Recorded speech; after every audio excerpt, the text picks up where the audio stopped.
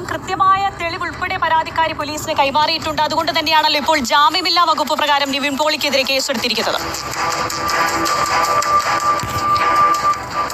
തീർച്ചയായും അതെ. ഇതുമായി ബന്ധപ്പെട്ട ഒരുപക്ഷേ ഫോൺ രേഖകളടക്കം കൈമാറിയിട്ടുണ്ടാകും എന്നാണ് മനസ്സിലാക്കുന്നത്. എന്തായാലും ഇതിൽ നേരിട്ട് റൂറൽ ജില്ലാ പോലീസ് മേധാവിക്കാണ് ആദ്യഘട്ടത്തിൽ ഈ യുവതി പരാതി നൽകിയത്. ഈ പരാതിന്മേൽ ഒരു പ്രാഥമിക അന്വേഷണം പോലീസ് നടത്തുകയും ചെയ്തു.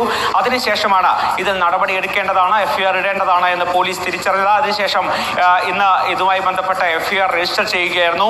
ഊന്നുകൽ പോലീസാണ് ഇപ്പോൾ FIR രജിസ്റ്റർ ചെയ്തിരിക്കുന്നത്. ഇതുമായി ബന്ധപ്പെട്ട കൂടുതൽ എന്തൊക്കെ തെളിവുകളാണ് ഈ യുവതി പോലീസിന് കൈമാറിയത് എന്ന കാര്യം വ്യക്തമല്ല. എന്തായാലും ഒരു വിശദമായ അന്വേഷണം ഇനി നടത്തേണ്ടതുണ്ട്. ഇത്തരം പരാതികളിൽ കേസെടുക്കുകയും അതിനുശേഷം വിശദമായ അന്വേഷണം നടത്തുകയും ചെയ്യുമെന്ന് നേരത്തെ തന്നെ സർക്കാർ പ്രഖ്യാപിച്ചതാണ്.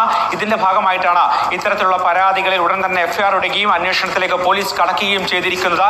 എന്തായാലും ഊന്നുകൽ പോലീസ് രജിസ്റ്റർ ചെയ്ത ഈ കേസ് ഉടൻ തന്നെ പ്രത്യേക അന്വേഷണ സംഘം ഏറ്റെടുക്കുമെന്നാണ് മനസ്സിലാക്കുന്നത്.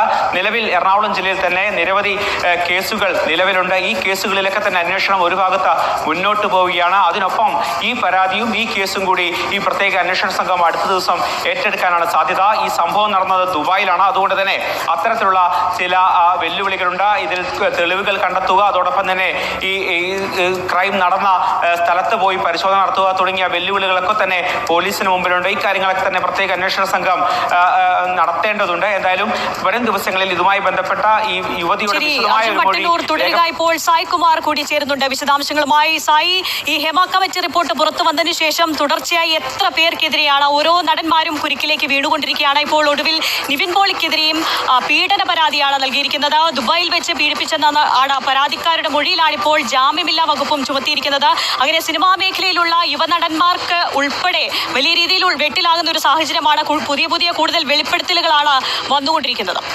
തീർച്ചയായും ആര്യ, ഹേമ കമ്മിറ്റി റിപ്പോർട്ട് പുറത്തു വന്നതിന് ശേഷം ഉണ്ടായ വെളിപ്പെടുത്തലുകൾ ഒരു കൊടുങ്കാറ്റ് പോലെ മലയാള സിനിമയിൽ ആഞ്ഞടിക്കുകയാണ്. അത് അണഞ്ഞിട്ടില്ല. ഓരോ ദിവസവും പുതിയ പേരുകൾ വരുന്നു എന്നുള്ളതാണ് പ്രധാനപ്പെട്ട കാര്യം. ഇപ്പോഴത്തെ സിനിമയിലെ പ്രധാനപ്പെട്ട നടനായ നിവിൻ പോളിക്കെതിരെയും ഒരു കേസ് വന്നിരിക്കുന്നു എന്നുള്ള വളരെ സുപ്രധാനമായിട്ടുള്ള വിവരം വരുന്നത്.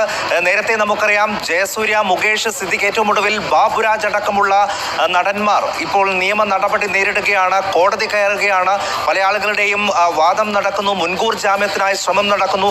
അതിനിടയിലാണ് പുതിയ വെളിപ്പെടുത്തലുകൾ വരുന്നത്, നിയമ നടപടി വരുന്നത്. അതായത് ഹേമ കമ്മിറ്റി റിപ്പോർട്ട് പുറത്തു വന്നതിന് ശേഷം വന്നിട്ടുള്ള വെളിപ്പെടുത്തലുകൾ ഇപ്പോഴും ഗുരുതരമായി തന്നെ തുടരുന്നു. അത് അമ്മ സംഘടനയിലെ പൊട്ടിത്തെറിയോ അവിടെയുള്ള രാജിയിലോ അല്ലെങ്കിൽ മോഹൻലാലിന്റെ അഭ്യർത്ഥനയിലോ ഒന്നും തന്നെ തീർന്നിട്ടില്ല.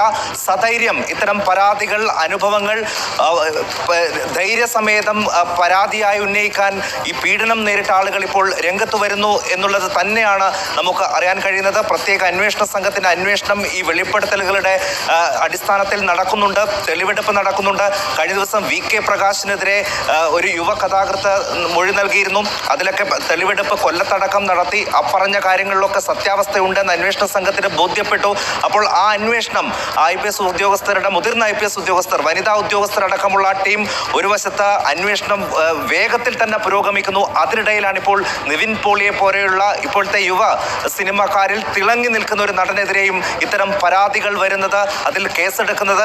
സ്വാഭാവികമായും ഒരുപക്ഷെ ഇനിയും ഞെട്ടിപ്പിക്കുന്ന വെളിപ്പെടുത്തലുകൾ ഉണ്ടാകാൻ സാധ്യതയുണ്ട്.